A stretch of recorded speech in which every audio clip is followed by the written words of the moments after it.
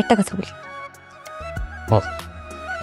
তোমার বউটা জানি কেমন। বাদ দিয়ে এখন যাও, অজু বানিয়ে আসো, নামাজ পড়বা। এখন থেকে 5 ওয়াক্ত নামাজ পড়বা। আসসালামু আলাইকুম ভিউয়ার্স, কেমন আছেন সবাই? এটা আমাদের এই গল্প নাটকের 26 নম্বর পর্ব দেখার পর নিশ্চয়ই আপনাদের মাথায় একটা প্রশ্ন ঘুরপাক খাচ্ছে যে আগামী 27 নম্বর পর্বে কি ঘটতে চলেছে এবং এটি কবে আসতে চলেছে।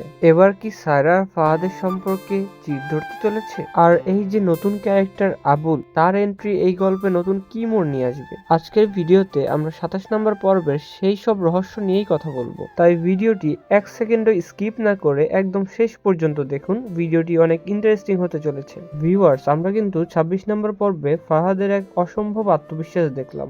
মীরা যখন ফাহাদকে সতর্ক করার জন্য বলে যে তার ওয়াইফ 3 নম্বর চোখ দিয়ে কিন্তু সবকিছু দেখে ফেলে, তখন ফাহাদ অনেক গর্বের সহিত বলে যে তার ওয়াইফের সে 3 নম্বর চোখ অলরেডি বন্ধ করে দিয়েছে। এছাড়া ফাহাদ যখন সামিরকে টাকা দিতে যায়, সামির তখন তার মুখের ওপরে না জানায়।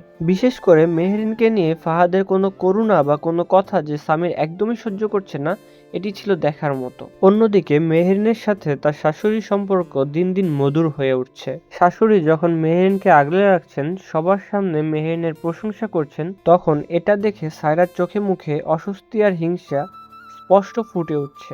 বাড়ির সবাই মেহরিনকে অনেক অ্যাটেনশন দেওয়ায় এবং মেহরিনকে নিয়ে অনেক ব্যস্ত থাকায় সায়রা খুব নিজেকে একা মনে করছে। ফারহানা এবং তার বাবার সেই আবেগঘন পুনর্মিলনও আমাদেরকে বেশ আবেগপ্রবণ করে দিয়েছে। তবে আসল ধামাকে আসতে যাচ্ছে আগামী 27 নম্বর পর্বে। আমরা 27 নম্বর পর্বে হয়তো দেখব সায়রা ফাহাদের সেই গোপন ফাইল অথবা মীরার সাথে সম্পর্ক খোঁজার জন্য মরিয়া হয়ে উঠেছে। তবে গল্পের মধ্যে বড় টুইস্ট হবে আবুল নামের সেই নতুন এন্টার করা চরিত্রটিকে নিয়ে।